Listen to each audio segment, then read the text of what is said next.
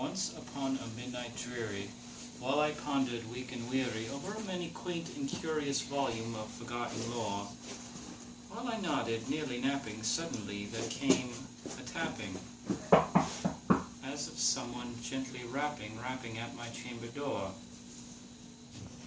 "'Tis some visitor," I muttered, "rapping at my chamber door. This is it, and nothing more."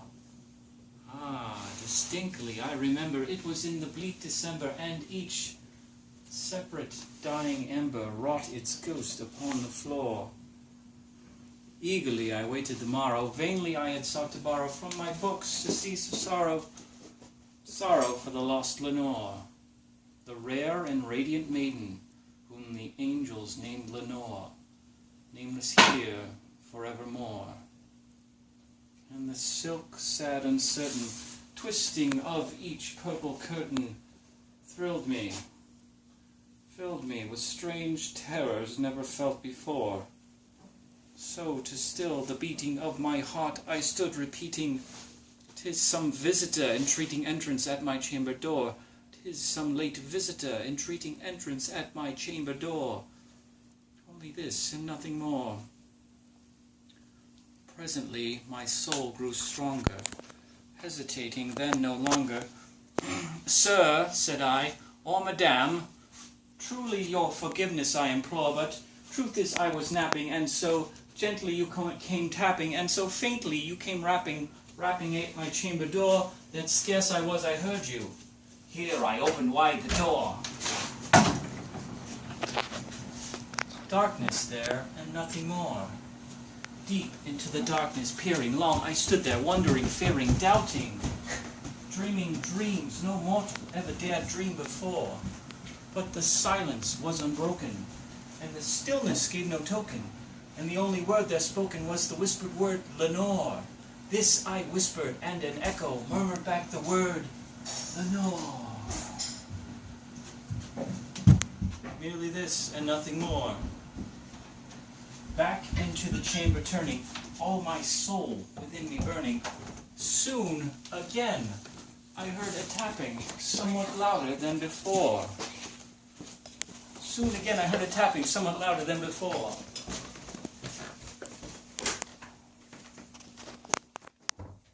Soon again I heard a tapping, somewhat louder than before. "Surely," said I, "there is something at my window lattice. Let me see then where they're at this, and this mystery explore. 'Tis the wind and nothing more." Open here I flung the shutter. Then with many a flirt and flutter, in there walked a stately raven of the saintly days of yore.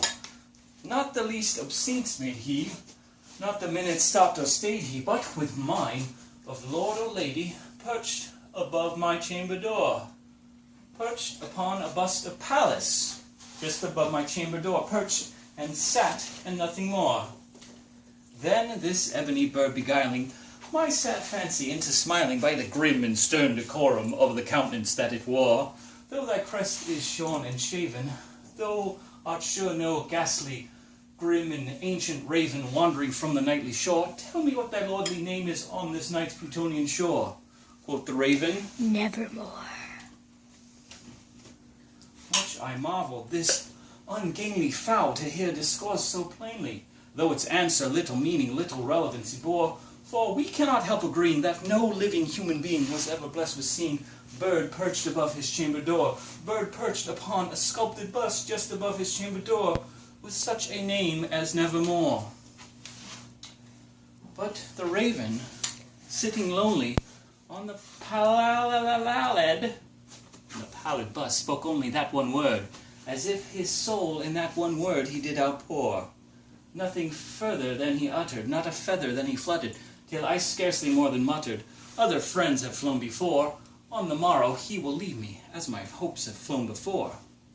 Then the bird said, "Nevermore." Startled at the stillness broken by replies so aptly spoken. "Doubtless," said I, "what it utters is merely stock and store, caught from some unhappy master, whom unmerciful disaster followed fast and followed faster, till his songs one burden bore, till the dirges of his dreams of melancholy burden bore, of never, nevermore."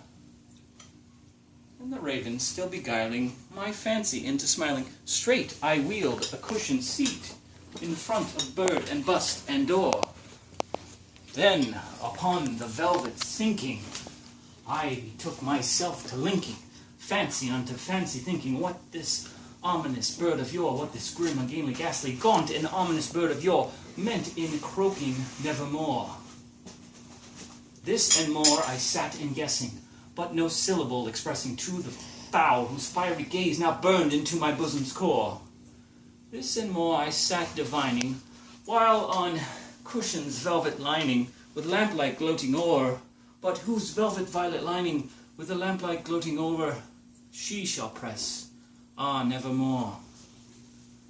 Then, methought the air grew denser, perfumed by an unseen censer, swung by seraphan, whose footfalls tinkled across the tufted floor. Wretch, I cried, respite, respite, and nepenthe of thy memories of Lenore.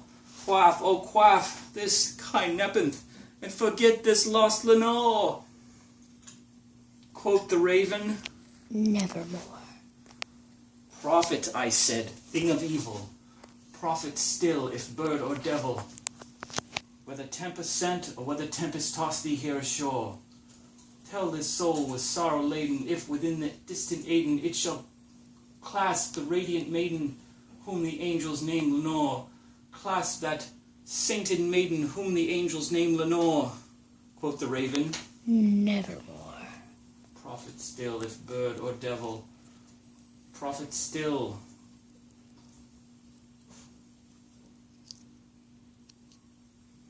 Prophet, I said, if bird or devil, prophet still. By the heaven that bends above us, by the God we both adore, is there balm in Gilead? Tell me, I implore. Quoth the raven, nevermore. Be that word our sign of parting.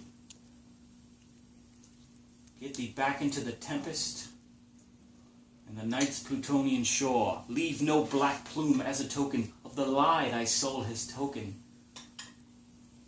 Quit thy bust, leave this loneliness unbroken, quit the bust above my door.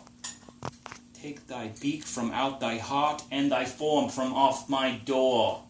Quoth the raven, nevermore. And the raven, never flitting, still is sitting, perched upon a bust of Pallas just above my chamber door. And his eyes have all the seeming of a demon that is dreaming.